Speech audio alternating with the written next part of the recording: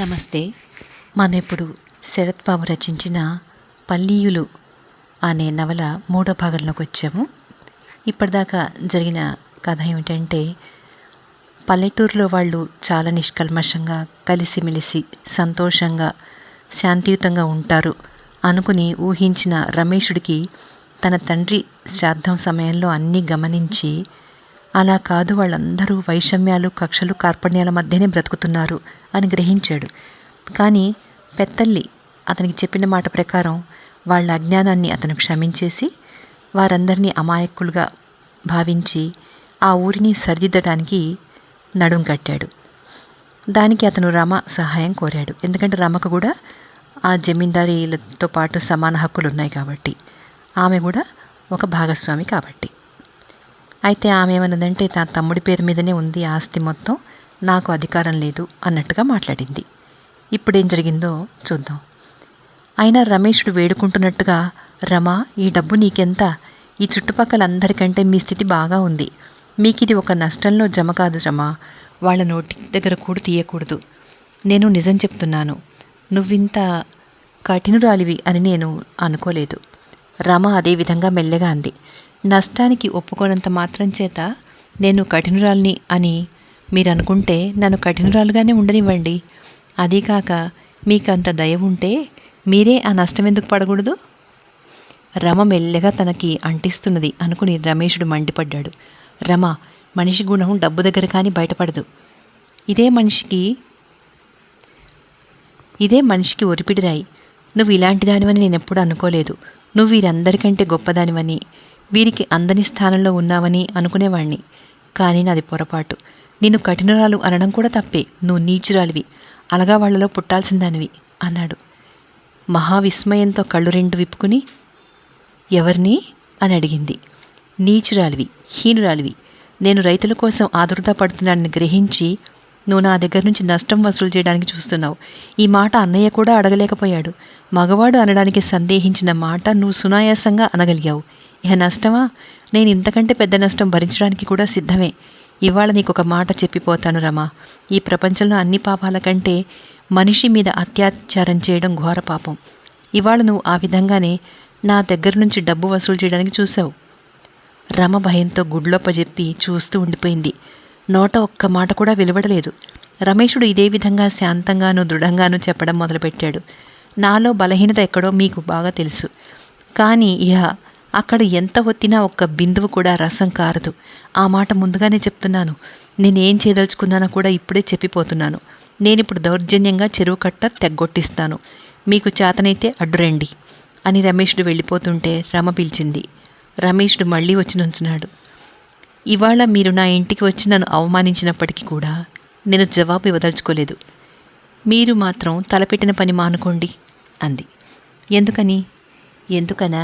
నన్ను ఇంత అవమానించినా కూడా మీతో తగువ పెట్టుకోవడం నాకు ఇష్టం లేదు కనుక.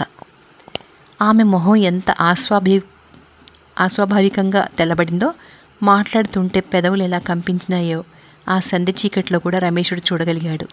కానీ మనస్తత్వం వివరించి చూసే అవకాశం కానీ, అసలు తెలుసుకోవాలనే కోరిక కానీ అతనికి లేదు. వెంటనే అన్నాడు, తగువ పెట్టుకోవాలని నాకు లేదు. నీ సలహాకి కూడా నేనేం విలువ ఇవ్వను. అనవసరంగా వాగ్వాదం ఎందుకు? నేను పోతున్నాను.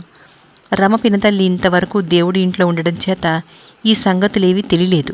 ఇప్పుడు బయటికి వస్తే రమ దాసిని వెంట పెట్టుకుని బయటికి పోతోంది. ఆమెకు ఆశ్చర్యం వేసి, ఈ బురదలో ఎక్కడికి పోతున్నావు రమా అని అడిగింది. వేణి దగ్గరికి పోయేస్తాను పిన్ని. దోవలో కాస్త కూడా బురదలేదమ్మగారు. చిన్నబాబు గారి చలవాని రోడ్డు పడింది. కుంకం పడ్డా ఎత్తుకోవచ్చు. దేవుడు ఆయనకు 100 ఏళ్ల ఆయుష్ ఇవ్వాలి. బీదవాళ్లంతా ఆయన మూలాన బతికిపోయారు అన్నది దాసి రమేషుడి గురించి. బహుశా రాత్రి 11 గంటలవుతోంది. వేణి కచేరీ చావడిలో నుంచి ఎవరో మెల్లగా మాట్లాడుకుంటున్న ధ్వని వినపడుతోంది. ఆకాశంలో కూడా మేఘాలు చాలా వరకు తగ్గిపోయాయి. త్రయోదశి వెన్నెల వరండా మీద పడుతోంది. వరండాలో స్తంభానికి ఆనుకుని మధ్యకారు ముసల్మాను కళ్ళు మూసుకుని కూర్చున్నాడు. అతని ఆకారం చూస్తేనే భయం వేస్తోంది. పైగా నెత్తుటితో గుడ్డలన్నీ తడిసిపోయినాయి. ముఖాన తల మీద నెత్తురు గడ్డలు కట్టింది. కానీ అతను ఉష్ అష్ అనట్లేదు. వేణి వాడి దగ్గర కూర్చుని గొంతు తగ్గించి బతిమలాడుతున్నాడు. నా మాట విని స్టేషన్కు పోదాం పద అక్బర్. వాడిని గనక 7 సంవత్సరాలు జైలుకి పంపించకపోతే నేను వేణి ఘోషాల్ని కాను.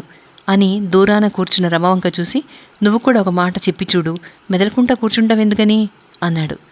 కానీ రమ కొయ్య మాదిరిగా అలాగే కూర్చుంది. అక్బర్ అలీ ఈ మాట కళ్ళు తెరిచి తిన్నగా కూర్చుని, శబాష్ చిన్నబాబు, పేరు నిలిపావు. కర్ర పట్టినా నీ బోటివాడే పట్టాలి అన్నాడు. వేణి వ్యాకులపాటుతోనూ కోపంతోనూ, ఆ మాటేగా నేను చెప్పమని కోరేది అక్బర్, ఎవరి చేతిలో అన్నాడు. అక్బర్ పెదవుల మీద నవ్వు కనిపించింది. ఆ మరిగుజ్జు హిందుస్థానీ వాడి చేతిలోనా? ఆ వెధవకి కర్ర ఎటు పట్టుకోవాలో తెలిసినా? పెదబాబు గారు, ఏమిరా గోహర్, వాడు నీ మొదటి దెబ్బకే కుప్పకోలలే అన్నాడు. అక్బర్ కొడుకులు ఇద్దరూ దూరాన ముడుచుకుని కూర్చునున్నారు. వాళ్లకు కూడా దెబ్బలు తగిలాయి. గోహార్ మాట్లాడకుండా తలెగరేశాడు. అక్బర్ చెప్పడం మొదలుపెట్టాడు. నా చేతి దెబ్బ తింటే ఆ వెధవ అసలు బతికేవాడే కాదు. గోహర్ దెబ్బకి అమ్మయ్యో అని కింద విరుచుకుపడ్డాడు. రమ లేచి వచ్చి వాడి దగ్గర నుంచుంది. అక్బరు ఆమెరైతే, వాడిది పీర్పురం. వెనకటి నుంచి వీరి సేవలోనే ఉంటూ ఉండేవాడు. వాడి కర్రతో ఎంతో ఆస్తి కూడా వీరికి సంపాదించి పెట్టాడు. అందుకనే రమ ఇవాళ సాయంకాలం కోపంతోనూ అభిమానంతోనూ పిచ్చిదానిలాగాయి అక్బర్ను పిలిపించి చెరువు కట్టకు కావలి ఉండమని పంపించింది. రమేషుడు హిందుస్థానీ వాడి బలంతో కట్ట ఎట్లా తెగ్గొడతాడో చూద్దామనుకుంది. రమేషుడు కర్రసాములో ఇంత మొనగాడని ఆమె స్వప్నంలో కూడా అనుకోలేదు. అక్బర్ రమ వంక చూస్తూ, అప్పుడు చిన్నబాబు గారు వాడి కర్ర తీసుకుని నిలబడ్డారమ్మగారు. మేము ముగ్గురం కూడా వారిని అక్కడి నుంచి కదిలించలేకపోయాం. ఆ చీకట్లో వారి కళ్ళు పెద్ద పులి కళ్ళ మాదిరిగా మెరిసినాయి అన్నారు కదా నాతో. అక్బర్, నువ్వు ముసలాడివి, తప్పుకుపో. ఈ కట్ట ఎలాగో తెగ్గొట్టక తప్పదు, లేకపోతే ఈ గ్రామస్తులంతా నాశనమైపోతారు. నీకు కూడా మీ ఊళ్ళో పొలం ఉంది కదా, అది మురిగిపోతుంటే నీకెలా ఉంటుందో చెప్పు అన్నారు. నేను సలాం చేసి, అల్లా సాక్షిగా మీరు తొలగండి బాబు, మిమ్మల్ని చాటు చేసుకుని ఆ కట్ట తెగ్గొడుతున్న వాళ్ళని బుర్ర బద్దలు కొట్టిపోతాను అన్నాను. వేణి కోపం పట్టలేక మధ్యనే అన్నాడు, విశ్వాసం లేని వెధవల్లారా, అక్కడ సలాములు పెట్టి ఇక్కడ టోపీ వేయడానికి వచ్చారా? తండ్రి కొడుకులు ముగ్గురు ఒక్క మాటగా చేతులెత్తారు. అక్బర్ కర్కశ స్వరంతో, జాగ్రత్త పెదబాబు గారు, మమ్మల్ని విశ్వాసం లేని వాళ్ళు అని అనకండి. మేము ఏదన్నా పడతాం, కానీ అది మాత్రం పడం అని నెత్తి మీద చేపెట్టి రక్తం కొంత తుడిచి రమతో, చూడండి అమ్మగారు, మమ్మల్ని విశ్వాసం లేని వాళ్ళని అంటున్నారు. ఆ మాట ఇంట్లో కూర్చుని అనగలిగారు, కానీ బయటకు వచ్చి చూసే తెలిసేది చిన్నబాబు గారంటే ఎలాంటివారో అన్నాడు. ఎలాంటివారో పోలీస్ స్టేషన్కి వచ్చి చెప్పరాదు? మేం కట్టకు కావలి కాస్తూ ఉండగా చిన్నబాబు గారు వచ్చి కొట్టారని చెప్తే సరిపోయే అన్నాడు వేణి. అక్బర్ నాలిక కొరుక్కుని, తోబా తోబా, మీరు పగల్ని రాత్రి చేయమంటారు పెదబాబు గారు అన్నాడు. వేణి, అలా కాకపోతే ఇంకో విధంగా చెప్దు గాని, ఇవాళ పోయి దెబ్బలు చూపించి వద్దాం రారాదు, రేపు పొద్దునే వాళ్ళని బొక్కలో వేయిస్తాను. రమ, నువ్వన్న బాగా నచ్చ చెప్పు, ఇలాంటి వీలు మనకి ఎప్పుడు దొరకదు అన్నాడు. రమ మాట్లాడలేదు. అక్బర్ ముఖముఖ చూస్తూ ఊరుకుంది. నా వల్ల కాదమ్మగారు అన్నాడు అక్బర్ తల తిప్పుతూ. ఎందుకు వల్ల కాదు అన్నాడు వేణి గద్దిస్తూ. మీరు ఏం చెప్తారు బాబుగారు, నాకు సిగ్గులేదనుకున్నారా? చుట్టుపక్కల 4 గ్రామాలకు నేను సర్దార్ కానా? అమ్మగారు, మీరు సెలవిస్తే నేను ముద్దాయిగా బోన్లో నిలబడగలను, కానీ ఫిర్యాదిగా ఏ మొహం పెట్టుకుపోతాను కచేరీకి? నీ వల్ల కాదా అక్బర్ అన్నది రమ ఈసారి మెల్లగా. నా వల్ల కాదమ్మగారు, నేనేమైనా చేస్తాను కానీ అధికారుల దగ్గరికి పోయి నా ఒంటి మీద దెబ్బలు చూపించను. లేవరా గోహర్, ఈ ఇంటికి పోదాం పద, ఛార్జీ పెట్టడం మన వల్ల కాదులే అని లేవబోయాడు. వేణి నిరాశతోనూ కోపంతోనూ వాళ్ల మీద కళ్ళతో నిప్పులు కురిపించాడు. మనసులో ఇష్టం వచ్చినట్టు తిట్టాడు కూడా. పైగా రమ ఇలా నిరుత్సాహంగా మెదలకుండా కూర్చోవడం కూడా అతని కోపాన్ని మరింత పెంచింది. అక్బర్ అలీ బతిలాడ్డాన్ని, ఎత్తి పొడుపులను, కోపాన్ని లెక్క చేయకుండా కొడుకుల్ని వెంట పెట్టుకుని ఇంటికి వెళ్ళిపోగానే రమ ఎంతో భారం వదిలిపోయినట్టుగా నిట్టూర్చింది. నిష్కారణంగా ఆమె కళ్ళలో నీరు కూడా తిరిగింది. ఇవాళ ఆమెకి ఇంత ఓటమి సిద్ధించినా ఎందుకో ఆమె హృదయం మీద నుంచి పెద్ద బరువు తీసేసినట్టుగా ఆమెకు తోచసాగింది. ఎంత ఆలోచించినా దీనికి కారణం ఆమెకి గోచరించలేదు. ఆ రాత్రి ఆమెకు నిద్రపట్టలేదు. ఆమెకి ఎంతసేపటికి తారకేశ్వరంలో అతన్ని ఇంటికి తీసుకువెళ్లిన సంగతి, భోజనం పెట్టిన సంగతులే గుర్తుకొస్తున్నాయి. అతని సుకుమార శరీరంలో ఇలాంటి శక్తి, తేజము ఎలా దాగి ఉన్నాయా అని అనుకోసాగింది. అవి తలిచిన కొద్దీ ఆమె కళ్ళ వెంట నీరు మరీ ఎక్కువైంది. చిన్నతనంలో ఒకప్పుడు రమేష్ రమను ప్రేమించాడు. అది కుర్రతనపు ప్రేమ అని అనడంలో సందేహం ఏమీ లేదు.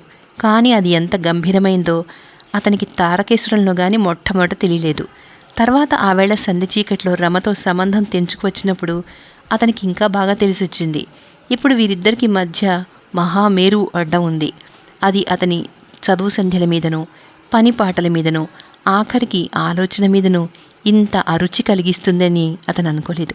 ఇక ఆ గ్రామంలో ఉండడానికే అతనికి మనసు పోవడలేదు.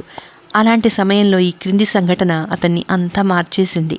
కాలవకి అవతలి పీర్పురం వీరి జమీందారీలోదే.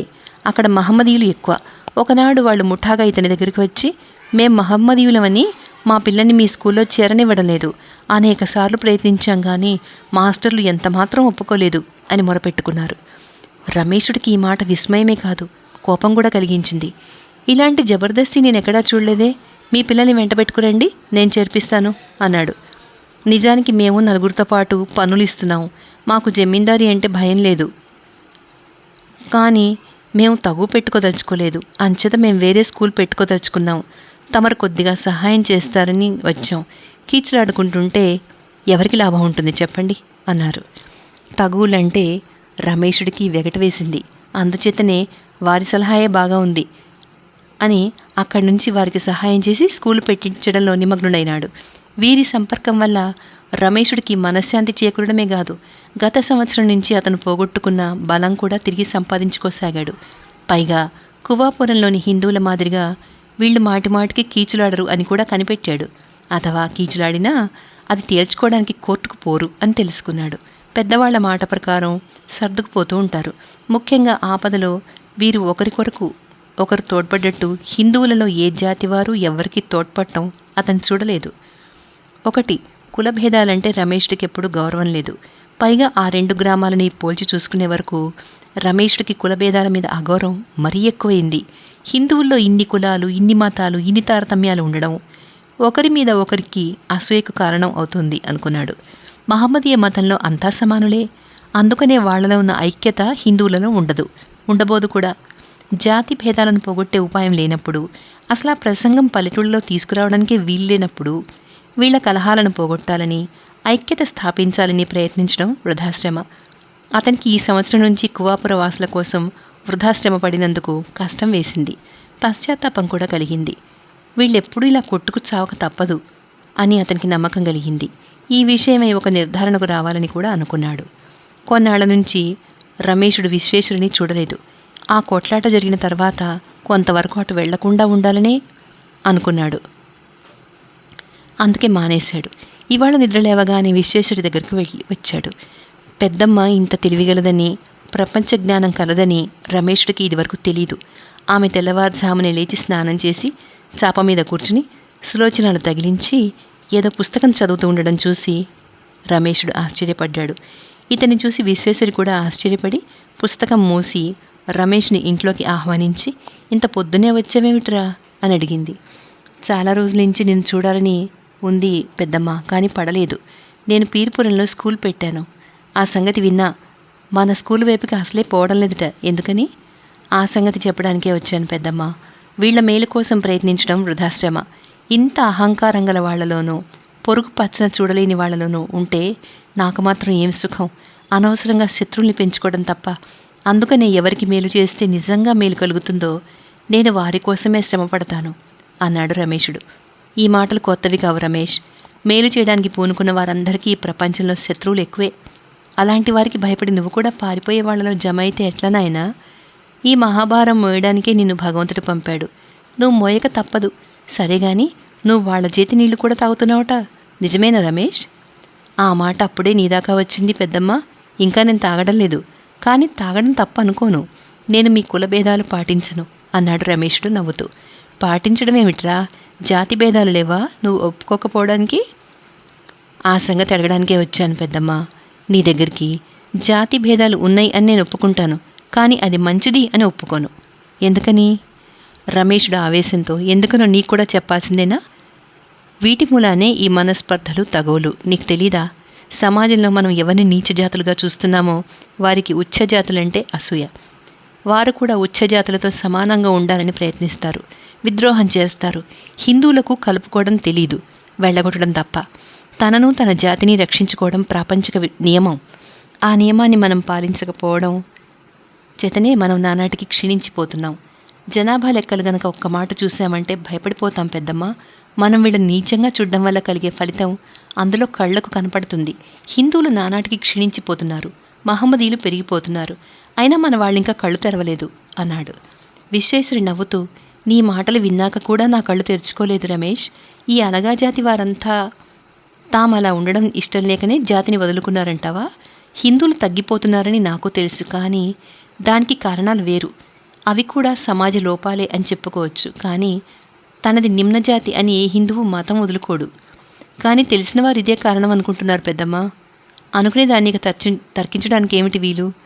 ఎవరైనా ఫలానా గ్రామస్తులు ఈ కారణం చేతనే మతం వదులుకున్నారు అని చెప్తే మనం ఆ తెలిసిన వారి మాట ఒప్పుకోవచ్చు. కానీ ఇలా ఎవరూ చెప్పరని నాకు తెలుసు. అయినా రమేషుడు తర్కించాడు. నిమ్నజాతులు మనల్ని ద్వేషిస్తూ ఉంటాయని నా నమ్మకం పెద్దమ్మ అన్నాడు. అది పొరపాటు నాయనా. అది మీ పట్టణాల్లోనేమో కానీ పల్లెటూళ్ళలో అలా కాదు. ఇక్కడ తనది అగ్రవర్ణమా అని ఎవరు బుర్ర బద్దలు కొట్టుకోరు. ఇక్కడ క్షత్రియుడు బ్రాహ్మణుణ్ణి కాలేకపోయాను అని దుఃఖించడు. శూద్రుడు క్షత్రియుడిని కావాలి అని ప్రయత్నించడు. తమ్ముడు అన్నకు దండం పెట్టడానికి ఎలా సిగ్గుపడడో అలాగే క్షత్రియుడు బ్రాహ్మడి పాదధూళి తీసుకోవడానికి సంకోచించడు.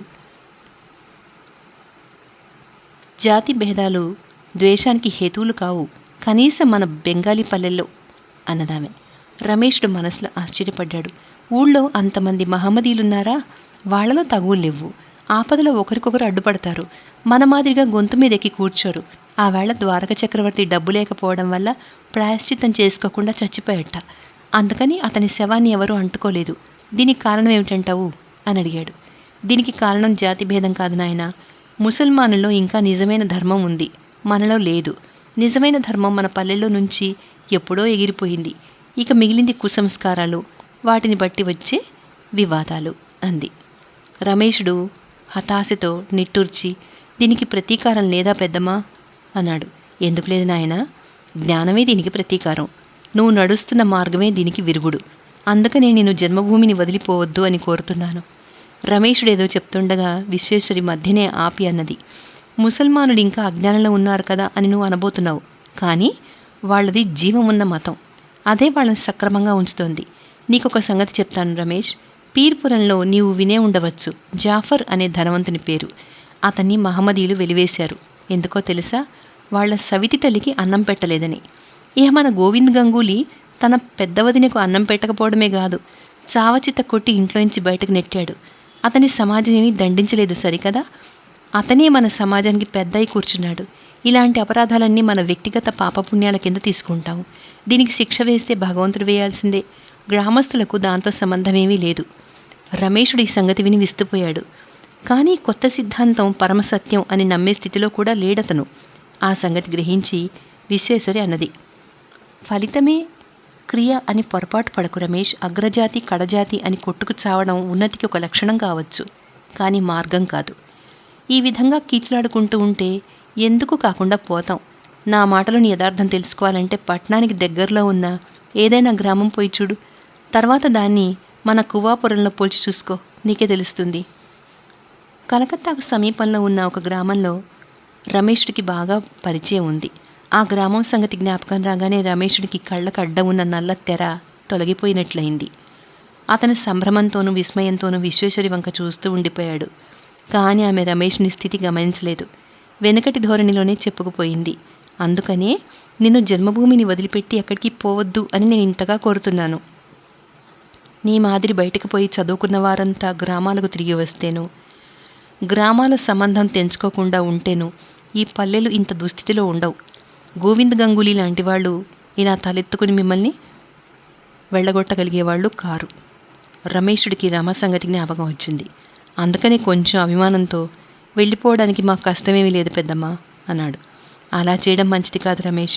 ఇక్కడికి వచ్చి పని మొదలుపెట్టి మధ్యనే వెళ్ళిపోయేటట్టయితే జన్మభూమి నిన్ను క్షమించదు. ఎందుకు క్షమించదు పెద్దమ్మా? ఇది నా ఒక్కడిదేనా జన్మభూమి? నీ ఒక్కడిదే నాయనా, ముమ్మాటికి నీ ఒక్కడిదే. తల్లి నోరు తెరిచి బిడ్డల్ని ఏమీ కోరదు అని నీకు తెలీదా? చూడు, ఇంతమంది ఉన్నారు. ఆమె ఏడుపు ఎవరి చెవినైనా పడిందా?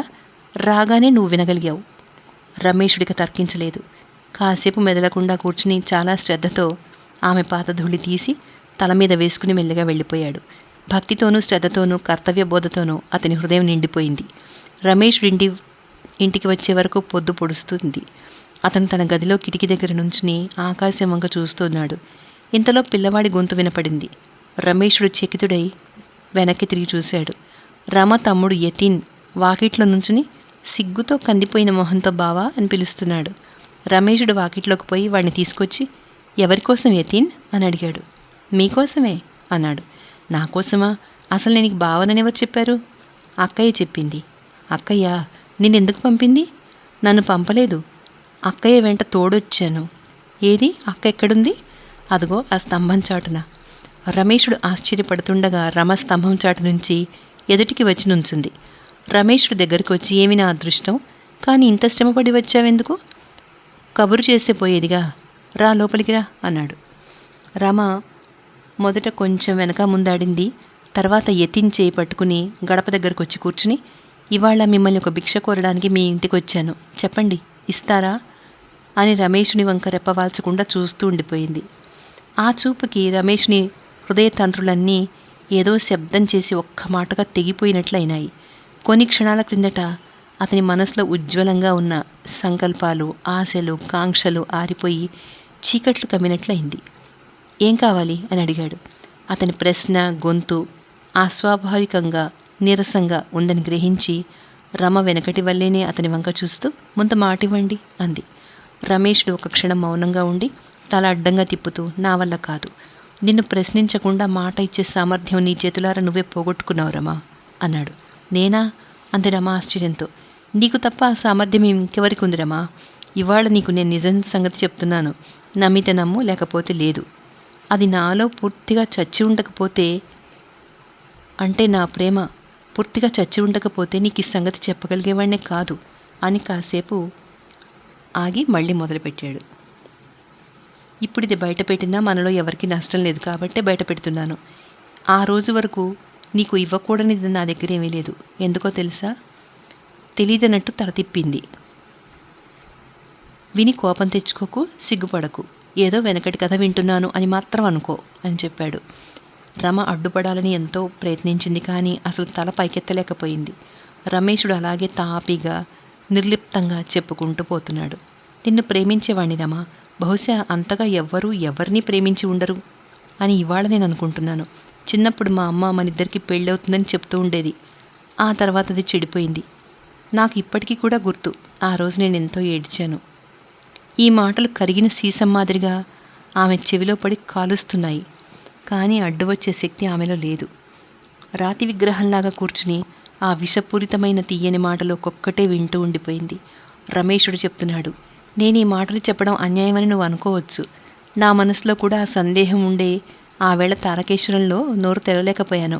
నిజానికి ఆ రోజున నువ్వు నా జీవితం అంతా మార్చివేశావు. ఎక్కువ కాలం మౌనం పొనడం నా వల్ల కాకపోయింది. రమ ఇంకా సహించలేకపోయింది. అందుకనే ఇవాళ మీ ఇంటికి వస్తే నన్ను అవమానిస్తున్నారు అంది. అవమానమా? ఇందులో మానవమానాల ప్రసక్తే లేదు. నువ్వు ఆ రమవు కాదు, నేను ఆ రమేషుణ్ణి కాదు.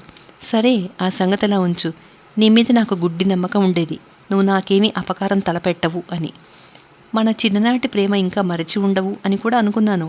అందుకనే నీ అండ కిందికి వచ్చి నీకు చెప్పకుండానే నా జీవిత కార్యాలన్నీ ఒకటొకటే చేసుకుపోదాం అనుకున్నాను. కానీ ఆ రాత్రి అక్బర్ నోట నువ్వే అతన్ని అక్కడికి పంపావని వినే వరకు, ఏమిటి బయట కోలేమిటి బాబూ అని వ్యాకులపాటుతో పిలిచిన కేక విని రమేషుడు బయటకొచ్చాడు. గోపాల్ సర్కార్, బాబుగారు, బుజ్వాని పోలీసులు పట్టుకున్నారు అన్నాడు. ఎందుకు? సర్కార్కు భయంతో పెదవులు వణుకుతున్నాయి. ఏదో విధంగా బలవంతాన మొన్న రాధానగరం బంతిపోట్లో వీడు కూడా ఉన్నట్ట అన్నాడు. రమేషుడు గదిలోకి చూసి, రమా, ఇక్కడికి ఒక క్షణం కూడా ఉండకు, దొడ్డిగుమ్మం ద్వారా వెళ్ళిపో, పోలీసులు సోదా చూడకుండా వదలరు అన్నాడు. నల్లబడ్డ మొహంతో రమ లేచి నుంచుని, మీకేం భయం ఉండదుగా అంది. చెప్పలేను, వ్యవహారం ఎంత దాకా పోయిందో నాకు ఇంకా తెలీదు. ఈ మాట రమ పెదవులు కంపించాయి. ఆ రోజు తను పోలీసులకు రిపోర్ట్ చేసిన సంగతి జ్ఞప్తికి తెచ్చుకుని ఏడ్చి, నేను పోను అంది. రమేషుడు విస్మయంతో కాసేపు చూసి, చీ, ఇక్కడ ఉండకూడదు రమా, త్వరగా వెళ్ళిపో అని ఇక రమ మాట వినిపించుకోకుండా యతీన్ చేపట్టుకుని బలవంతంగా అక్కను తమ్ముణ్ణి వెనక వాకిలికుండా పంపించేసి తలుపు బిగించాడు.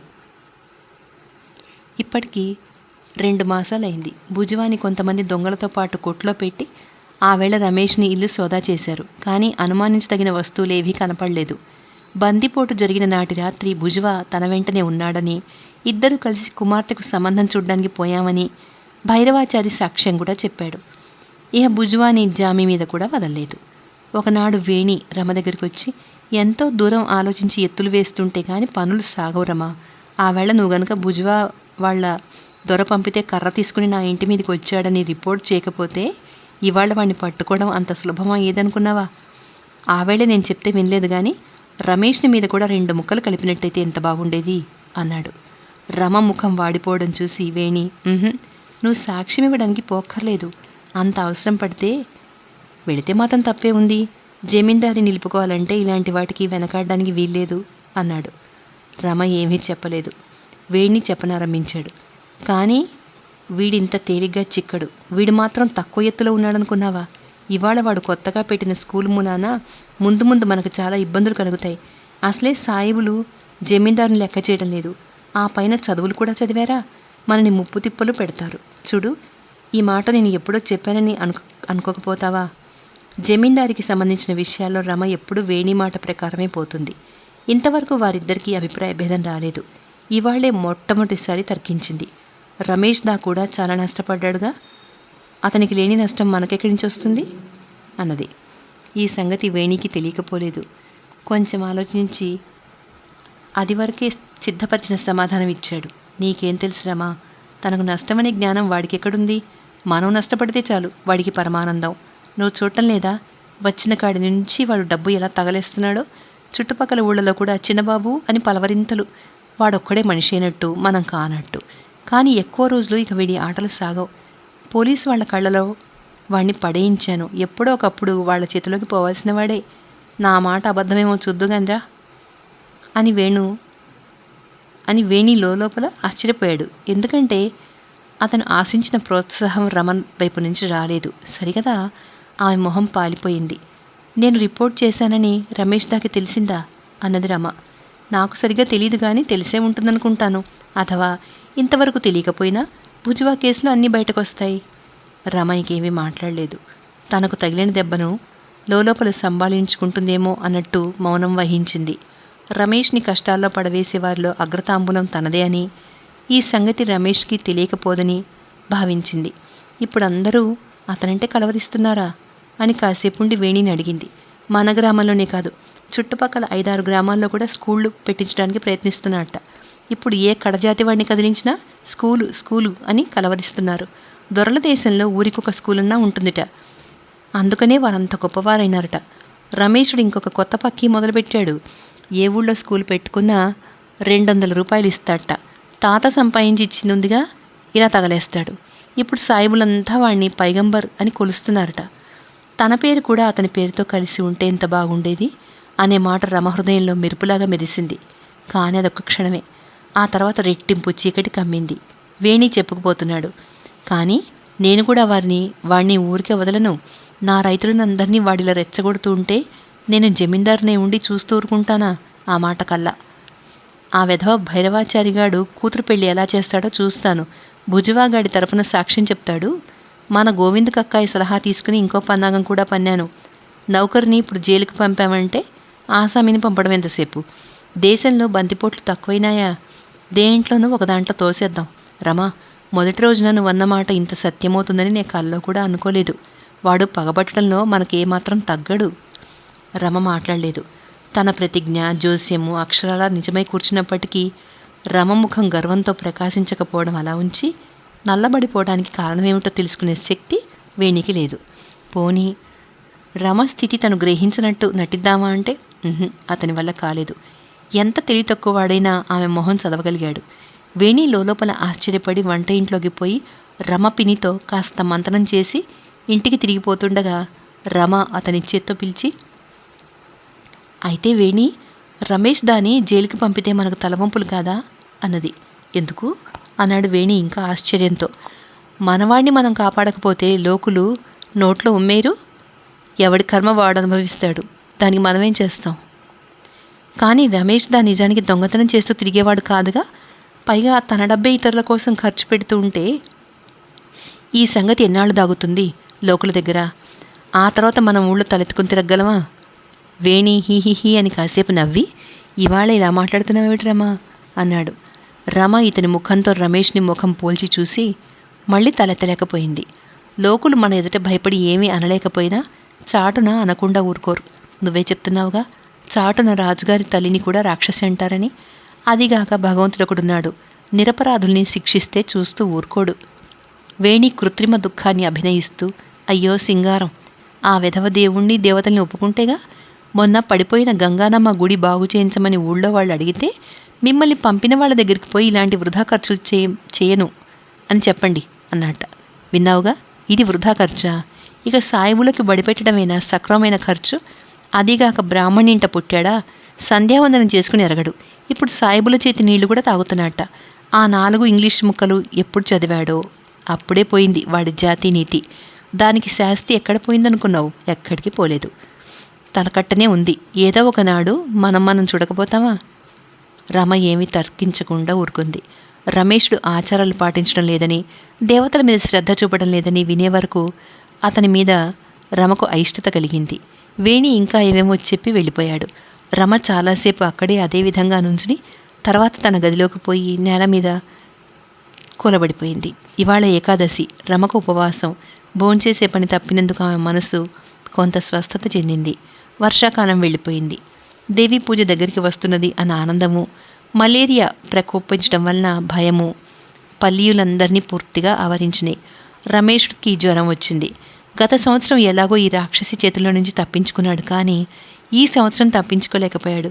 3 రోజులు మంచాన పడి ఇవాళ ఉదయమే లేచి పెద్ద డోసు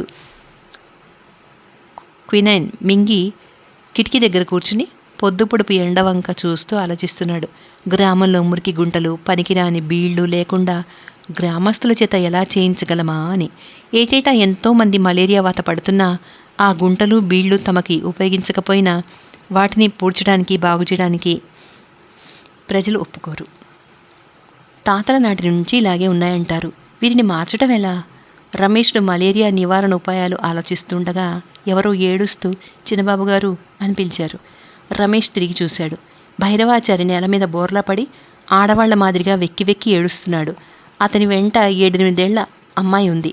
ఆ పిల్ల కూడా తండ్రికి వంతగా ఏడవడం మొదలుపెట్టింది. కాసేపట్లో ఇంట్లో వాళ్ళంతా అక్కడికి పోగయ్యారు. రమేష్డు కూడా దిగ్భ్రమ చెందాడు. అతన్ని ఎలా ఓదార్చాలో, ఎలా సముదాయించాలో రమేష్డికి తెలియలేదు. అతనికి వచ్చిన ఆపద ఎవరిని అడిగి తెలుసుకుంటాడు? భైరవాచారి ఏ మాట వినే ధోరణిలో లేడు. గోపాల సర్కార్ పని వదిలిపెట్టి వచ్చి భైరవుని చేయి పట్టుకుని లాగగానే భైరవుడు లేచి కూర్చుని 2 చేతులతో గోపాల్ని మెడ వాటేసుకుని భయంకరంగా ఆర్తనాదం చేశాడు. ఇతను చాలా మామూలు కారణాలకే ఆడవాళ్లలాగా ఏడుస్తాడు అని రమేష్కి తెలుసు. అందుకని కొంచెం విసుక్కున్నాడు. గోపాలుడు అనేక విధాల ఓదార్చిన మీదట భైరవుడు కళ్ళు తుడుచుకుని కాస్త స్వస్థత పడి ఈ మహాదుఖానికి కారణం చెప్పాడు. రమేష్డు ఈ కారణం విని స్తబ్దుడైపోయాడు. ఇంత అత్యాచారం ఏ కాలంలోనూ ఏ మనిషి మీద జరిగి ఉండదు అని అతనికి నమ్మకం. అసలేం జరిగిందంటే, భైరవుని సాక్ష్యం మూలాన బుజువా విడుదలైనాడు. వాడి మీద పోలీసుల సీతకన్ను పడకుండా ఉండడానికి రమేష్డు వాడిని అప్పుడే వాళ్ళ దేశం పంపించేశాడు. ముద్దాయి తప్పించుకుపోయినా సాక్షి మాత్రం ఉచ్చుల్లో పడ్డాడు. వేణి చిన్నమామ సనాతన ముఖర్జీ భైరవాచారి మీద కంప్లైంట్ చేసి 1126 రూపాయల 7 అణాలకు డిగ్రీ పొందాడు. వారం రోజుల క్రిందట 2 రోజుల్లో ఇల్లు జప్తు చేయడానికి వస్తున్నారట. ఈ డిగ్రీ వచ్చింది వారం రోజుల కిందట. ఇహ 2 రోజుల్లో ఇల్లు జప్తు చేయడానికి వస్తున్నారట. ఈ వార్త అసత్యం కాదు. భైరవుడు స్వయంగా పోయి కనుక్కొని వచ్చాట. చిత్రం ఏమంటే ఇది ఎక్స్పార్టీ డిగ్రీ కాదు. మామూలుగా సమలు జారీ కావడం, ప్రతివాది తీసుకోవడం, కోర్టుకు పోయి బాకీ నిజమే అని ఒప్పుకోవడం అన్నీ జరిగాయి. కానీ నోటు మాత్రం ఫోర్జరీ. కోర్టుకు పోయి ఒప్పుకున్న భైరవాచారి కూడా ఇతను కాదు. ఇంత అన్యాయంగా ఒక బలవంతుడు బీదవాడి కొంప తీయాలని చూస్తుంటే కోర్టులో దీనికి ప్రతీకారం లేదు అంటే చట్ట ప్రకారం ఈ బాకీ అంతా కోర్టులో కట్టనిది పునర్విచారణ చేయించడానికి వీల్లేదు. బీద భైరవాచారి ఇంత డబ్బు ఎక్కడి నుంచి తెచ్చి కడతాడు? కేసు పునర్విచారణకు ఎలా వస్తుంది? చట్టము, కోర్టు, మ్యాజిస్ట్రేటు అందరూ ఉన్నప్పటికీ దరిద్రులు ఇలా నలిగిపోవాల్సిందే. ఈ పని గోవింద్ గంగూలీ, వేణి కలిసి చేశారు అని అందరికీ తెలుసు. కానీ గ్రామస్తుల్లో ఒక్కరు కూడా భైరవాచారికి ఇంత అన్యాయం జరిగినా నోరెత్తి వారిని ఇదేమిటి అని అనలేదు. కారణం, వాళ్ళు ఇతరుల వ్యవహారాల జోక్యం కలిగించుకోరు. అవసరమైతే ఆవుల్లోనూ కలుస్తారు, గేదెల్లోనూ కలుస్తారు. అందుచేతనే బీదవాళ్ళని హింసించడం వీళ్ళకి బాగా చులకనైపోయింది. ఇవాళ అతనికి విశ్వేశ్వరుడు చెప్పిన మాటలు జ్ఞాపకం వచ్చాయి. ఆనాడు ఆమె నవ్వుతూ ఇలా అంది, నాయనా, నీ కులభేదాలు, తగవులు, తర్కాలు వదిలిపెట్టి గ్రామాల్లోకి పోయి జ్ఞానదీపం వెలిగించు. ఇప్పుడు పల్లెలన్నీ అజ్ఞాన తిమిరంలో మునిగిపోయి ఉన్నాయి. అవి కళ్ళు తెరిచే మార్గం చూడు. అప్పుడు గాని నీకు తెలుపేదో నలుపేదో తెలీదు. తర్వాత ఇలా అంది, ఇక్కడికి వచ్చిన వాడివి రానే వచ్చావు, ఇక తిరిగి పోకు నాయనా. మీరంతా ఇటు తిరిగి చూడకపోబట్టే పల్లెల గతి ఇలా ఉంది. ఆ మాట నిజమే. ఇతను వెళ్ళిపోతే వీటికి ప్రతీకారం ఎవరు చేస్తారు?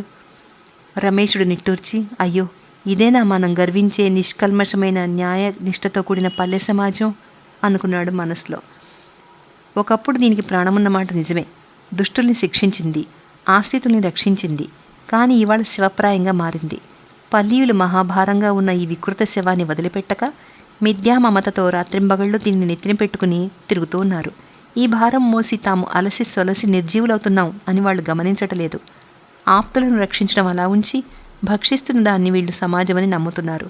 ఈ పాపమే వారిని ఇంకా అధోగతికి తీసుకుపోతోంది. రమేష్డు కాసేపు అలాగే స్థిరంగా కూర్చున్నాడు. తర్వాత దెబ్బతిన్నవాడిలా లేచి మొత్తం డబ్బుకు చెక్కు రాసి గోపాల్ సర్కారు చేతికిచ్చి, మీరు పోయి అంతా విచారించి కోర్టులో డబ్బు డిపాజిట్ కట్టి కేసు పునర్విచారణకు వచ్చేటట్టు చూడండి. ఇహ ఎలాంటి అత్యాచారం ఎవరి మీద జరగకుండా ఉండడానికి ఇదే గుణపాఠం కావాలి అన్నాడు.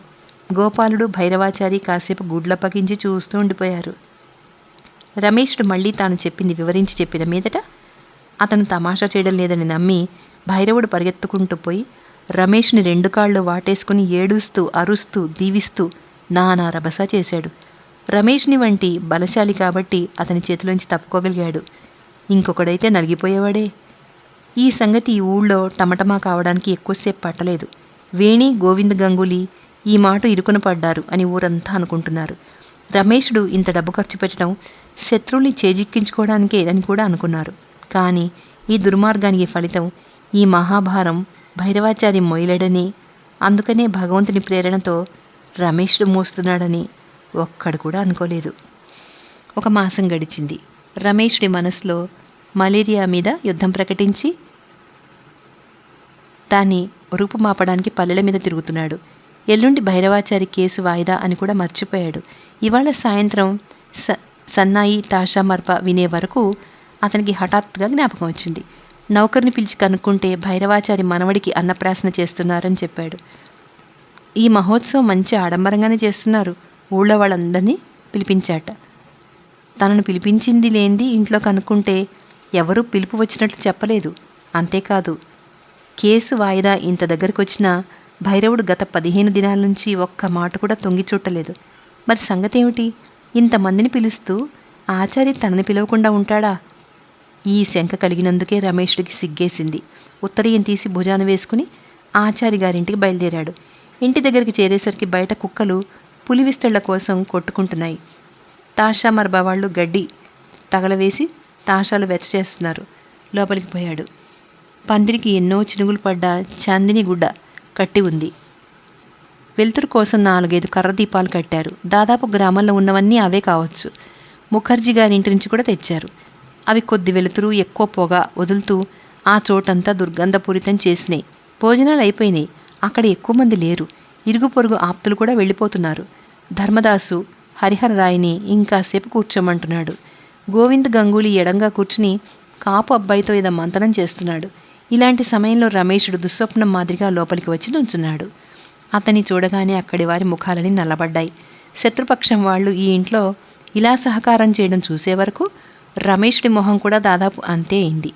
అతన్ని ఆహ్వానించి కూర్చోబెట్టడానికి ఎవరు ముందుకు రాలేదు సరికదా. అసలు మాట్లాడనే లేదు. భైరవాచారి అప్పుడక్కడ లేదు. అతను లేడు.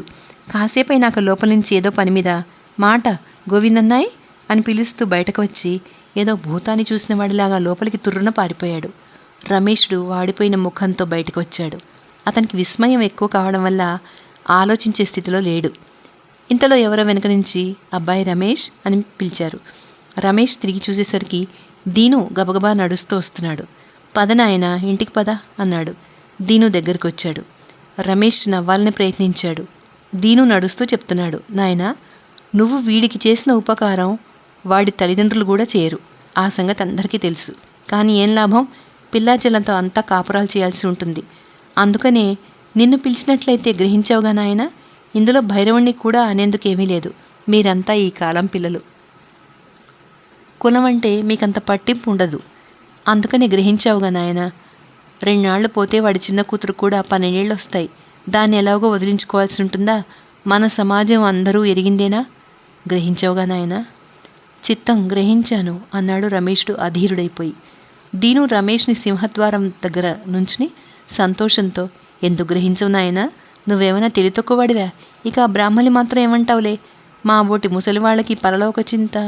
చిత్తం, ఆ మాట యథార్థమే అని రమేషుడు త్వరగా లోపలికి వెళ్ళాడు. గ్రామస్తులు తనని వెలివేశారు అని గ్రహించాడు. కోపంతోనూ అభిమానంతోనూ అతని కళ్ళు నిప్పులు కక్కాయి.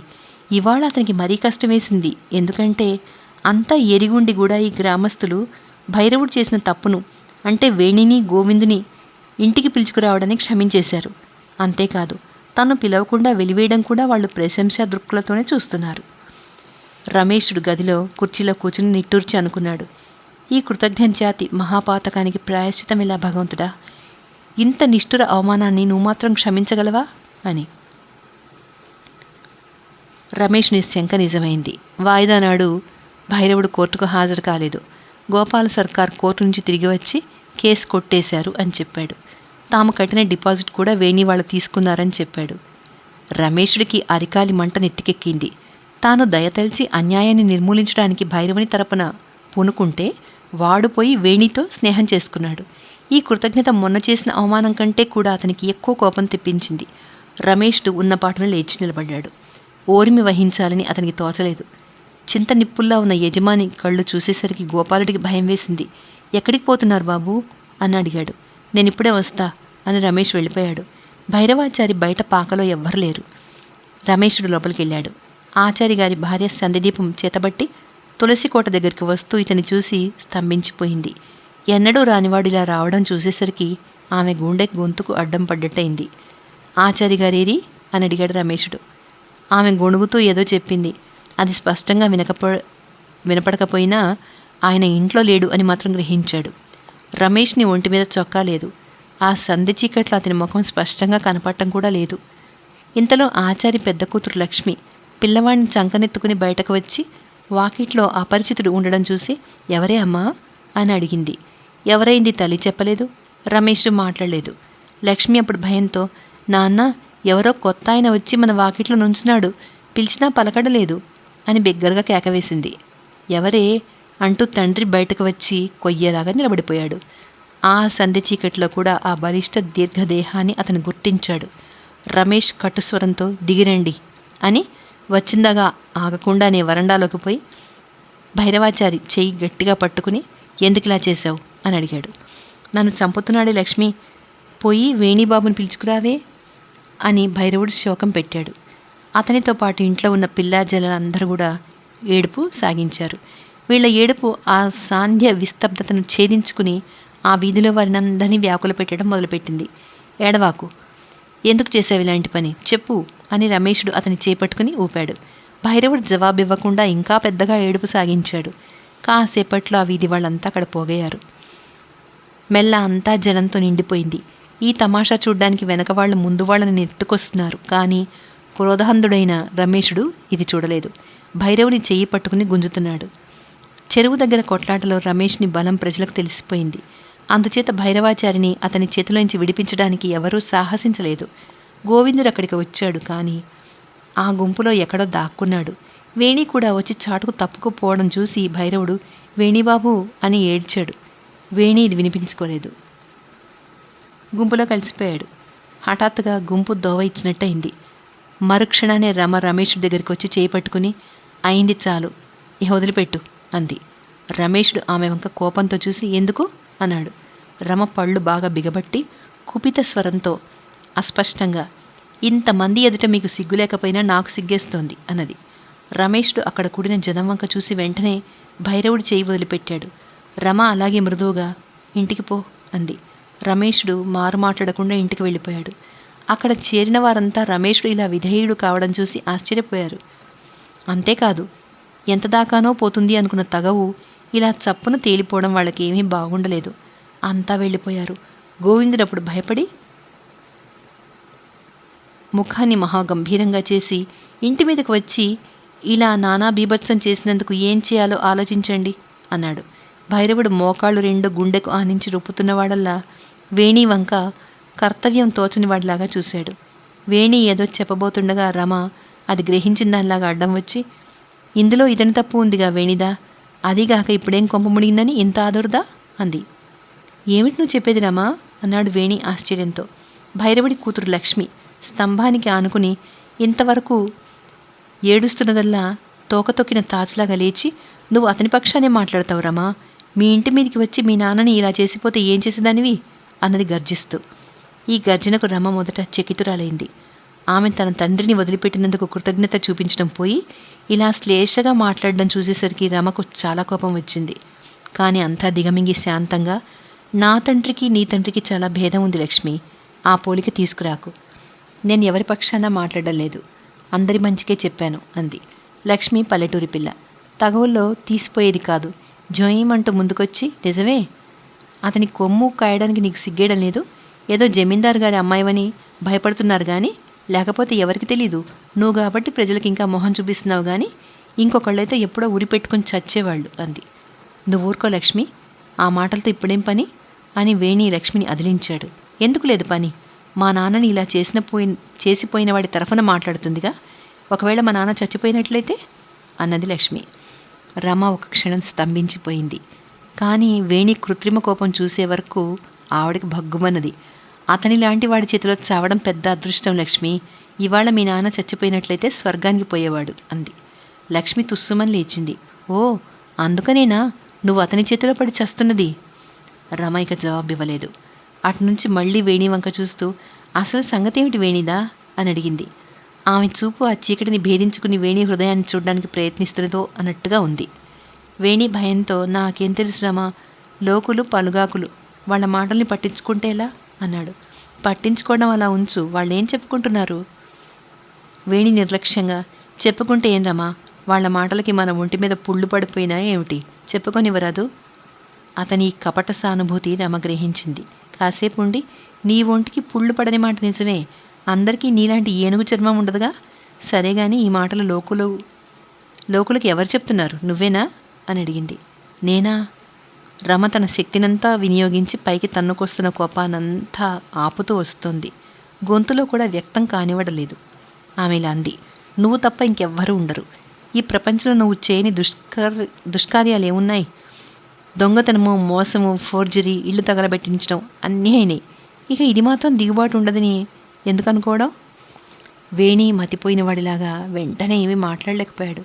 రమ మళ్ళీ అంది, ఆడవాళ్లకు ఇంతకంటే పెద్ద చెరుపు ఏదీ లేదు అని నీకు తెలీదు, తెలుసుకునే శక్తి కూడా లేదు నీకు. కానీ నేను ఒక సంగతి చెప్తున్నాను. చెప్పు, ఈ అపవాదం వేయడం వల్ల నీకేమొచ్చింది? నాకేమొస్తుంది? పొద్దునే నువ్వు రమేష్ని ఇంట్లోంచి రావడం ఊళ్ళో వాళ్ళు చూస్తే నేనేం చేసేది అన్నాడు వేణి భయంతో. రమ ఆ మాట చెవి దూరనివ్వకుండానే చెప్పుకుపోతోంది. ఇంతమంది ఎదుట నేను చెప్పదలుచుకోలేదు, కానీ నీ ఉద్దేశం నేను గ్రహించలేదు అని నువ్వు అనుకోకు. ఇంకో సంగతి, నేను చచ్చేటప్పుడు ఒకతినే చావనని, నిన్ను కూడా వెంట తీసుకుపోతానని కూడా గట్టిగా నమ్ము. ఆచారి గారి భార్య ఇంతవరకు ఎడంగా నుంచుంది. ఇప్పుడు రమ దగ్గరికి వచ్చి చేయి పట్టుకుని, పిచ్చా తల్లి నీకు, ఇక్కడ నిన్ను ఎరగందెవరు అని కూతురిని ఉద్దేశించి, లక్ష్మి, నువ్వు ఆడదానివై ఉండి తోటి ఆడదాని మీద ఇంత నింద వేశావు, ఇది ధర్మం సహించదు. ఇవాళ ఈమె నీకేం ఉపకారం చేసిందో నువ్వు మనిషి జన్మ ఎత్తినవాడి కూతురువైతే తెలిసి ఉండేది అని రమను లోపలికి లాక్కుపోయింది. ఆచారి గారి భార్య భర్తని ఇలా శ్లేషగా మాట్లాడడము, నిష్పక్షపాతంగా సత్యం చెప్పడము చూసేసరికి అక్కడి వారందరికీ ఆశ్చర్యం వేసింది. ఈ ఘటనకు కార్యకారణాలు ఎంత గురుతరమైనవి అయినప్పటికీ తను సమయం లేకుండా ప్రవర్తించినందుకు రమేషుడి శిక్షిత హృదయం చాలా నొచ్చుకుంది. 2-3 రోజులు ఇంట్లో నుంచి అతను బయటకు రాలేకపోయాడు. కానీ అందులో భాగం పంచుకోవడానికి రమ తనకు తానై 10 మందిలోకి రావడం తలుచుకునేసరికి అతని సిగ్గు కొంతవరకు పటాపంచలైంది. అందుకనే అతనికి దుఃఖంలో కొంత తృప్తి, ఒక మధురమైన వేదన కలిగింది. రమేషుడు ఈ విచారంలోనూ తీయని వేదనలోనూ ఇంట్లో అజ్ఞాతవాసం చేస్తున్నాడు. కానీ బయట ఇంకో వ్యక్తి తల మీద కొండంత అపవాదు సిగ్గు పడింది అని అతనికి తెలీదు. కానీ ఎక్కువ రోజులు ఇలా దాక్కోవడానికి వీల్లేకపోయింది. ఇవాళ మధ్యాహ్నం పీర్పురం మహమ్మదీలు అతని పంచాయతీలో పాల్గొనడానికి రమ్మని పిలవడానికి వచ్చారు. ఇంతకు పూర్వం రమేషుడే ఈ పంచాయతీని కూర్చడం కోసం కృషి చేశాడు. ఇప్పుడు గ్రామస్తులంతా ఒప్పుకున్నారని, చిన్నబాబు కోసం ఎదురు చూస్తున్నారని కబురొచ్చింది. అతనికి పోక తప్పలేదు. దానికి ఇంకా కొన్ని కారణాలున్నాయి. ప్రతి గ్రామంలోనూ రైతుల్లో దరిద్రులు ఎక్కువ మంది అని రమేషుడు విచారించి తెలుసుకున్నాడు. వారిలో చాలామందికి జానెడు భూమి కూడా ఉండదు. ఇతరుల భూమి సాలుకు చేసో మక్తాకు చేసో పొట్ట పోసుకుంటూ ఉంటారు. కొందరు కూలీనాలి చేసి బతుకుతూ ఉంటారు. 2 రోజులు పని దొరకకపోయినా మంచాన పడ్డా వారు పస్తుండాల్సిందే. ఇంకా విచారించి తెలుసుకున్నది ఏమిటంటే, వీరందరికీ కూడా ఒకప్పుడు భూమి ఉండేదిట. అప్పులు చేసి పోగొట్టుకున్నారట. అప్పు తెచ్చుకోవడం అంటే గొంతుకు ఉరి తెచ్చుకోవడమే. షావుకారు వడ్డీకి అప్పివ్వడు, జట్టికి తప్ప. జట్టి అంటే ఇన్ని రూపాయలకు పంట కళ్ళాల్లో ఇంత ధాన్యం ఇవ్వడం. అథవా వడ్డీకి ఇచ్చినా కొద్ది మాసాలకే అసలు కంటే ఎక్కువ అవుతుంది. ఇహ రైతులు అనావృష్టి వల్ల కానివ్వండి, ఇతర ఉపద్రవాల వల్ల కానివ్వండి, అప్పు చేయక తప్పదు. తీర్చే వరకు వాళ్ళ తాడు తెగను తప్పదు. అయినా ప్రతి సంవత్సరం వాళ్ళు ఈ విధంగా షావుకారు దగ్గర అప్పులు తెచ్చుకోవాల్సిందే. ఈ విషయంలో హిందువులు ముసల్మాన్లు అంతా ఒకటే. షావుకారులు దాదాపు అంతా హిందువులే. వీళ్ళని గురించిన కథలు కొన్ని పట్టణంలో ఉండగా రమేషుడు విన్నాడు. ఇప్పుడు కళ్ళారా చూసి దిగ్భ్రమ చెందాడు. అతని డబ్బు ఇంకా కొంత బ్యాంకీలో ఉంది. దానికి ఇంకా కొంత కలిపి ఈ దౌర్భాగ్యుల్ని షావుకారుల చేతిలోంచి విడిపించడానికి సిద్ధపడ్డాడు. కానీ తనది పొరపాటు అని రమేషుడికి త్వరలో తెలిసొచ్చింది. వీళ్ళు అతను అనుకున్నంత అసహాయులు కారు, దయాపాత్రులు కారు. వీళ్ళు దరిద్రులు, నిరపాయులు, అల్పబుద్ధి గలవారు అని ఒప్పుకోవచ్చు. కానీ కుయుక్తుల్లో ఎవరికి తీసిపోరు. తీసుకున్న అప్పు ఎగ్గొట్టాలి అనుకునేవాళ్ళు చాలామంది, ఇచ్చేవాళ్ళు తక్కువ. వీళ్ళు అనుకున్నంత సాధువులు కారు, అమాయకులు కారు. అబద్ధం చెప్పడానికి ఏమీ సంకోచించరు. మోసపుచ్చడం కూడా తెలుసు. పొరుగింటి స్త్రీల సౌందర్యాన్ని గురించి చర్చించడం వారికి సరదా. మగవాళ్ళకి పెళ్లి కావడం చాలా కష్టం.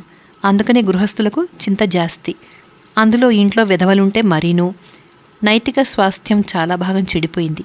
వీరికి సమాజం ఉంది, దాని శాసనము ఉంది. కానీ పోలీసులకు దొంగలకు ఎలాంటి సంబంధమో అలాంటి సంబంధమే వీళ్ళు సమాజంతో కల్పించుకుని కూర్చున్నారు. నిజానికి వీళ్ళు మహాపీడితులు, శోషితులు, దుర్బలులు, దరిద్రులు. కోపంతో వీళ్ళని వదిలిపెడదామన్నా వదిలిపెట్టలేము. తన మాట వినకుండా ఎదురు తిరిగి చెడిపోతున్న కొడుకును చూస్తే తండ్రికి ఎలాంటి భావం కలుగుతుందో రమేషుడికి అలాంటి భావమే కలిగింది వీళ్ళ మీద. అందుకని ఈ పంచాయతీ ప్రయత్నాలు చేశాడు. కొంతసేపు గడిచింది. సంధ్య చీకటిని దశమి చంద్రుడు ప్రకాశిస్తున్నాడు. రమేషుడు కిటికీ గుండా వెన్నెలను చూస్తూ కూర్చున్నాడు. పీర్పురం పోవలసిన వేళ కూడా సమీపించింది. లేద్దాం అనుకుంటూనే ఆలస్యం చేస్తున్నాడు. ఇంతలో రమ వచ్చి వాకిటి దగ్గర నుంచుంది. రమేషుడు ఎవరో దాసి అనుకుని, ఏమిటి పని అన్నాడు. మీరెక్కడికన్నా పోతున్నారా ఇప్పుడు అంది. రమ గొంతు వినేసరికి రమేషుడికి విస్మయం వేసింది. నువ్వా రమ, ఈవేళప్పుడు వచ్చావే అన్నాడు. ఈ వేళప్పుడు ఎందుకు రావాల్సి వచ్చిందో చెప్పడం అనవసరం. ఎందుకు వచ్చిందో చెప్పాలంటే మాత్రం చాలా గొడవ ఉంది. అందుకని అసలు ప్రసంగం ఎలా తేవాలో రమ నిర్ణయించుకోలేకపోయింది. రమేషుడు కూడా ఏమీ మాట్లాడలేదు. మీ ఒంట్లో ఇప్పుడు బాగుందా అని అడిగింది కాసేపైన తర్వాత. రాత్రిపూట రోజు జ్వరం వస్తూనే ఉంది అన్నాడు. అయితే కొన్నాళ్ల పాటు ఏటైనా పోయి వస్తే బాగుండదు అంది. ఎందుకు బాగుండదు? కానీ పోవడం ఎలా అన్నాడు రమేషుడు నవ్వుతూ. అతని నవ్వు రమకు వెగటు కలిగించింది. నాకెన్నో పనులున్నాయని మీరు అనొచ్చు, కానీ మీ శరీరం కంటే ఎక్కువైన పనులు ఏమున్నాయో మీకు చెప్పండి అంది రమ. తర్వాత ఏం జరిగిందో నెక్స్ట్ వీడియోలో విందాం.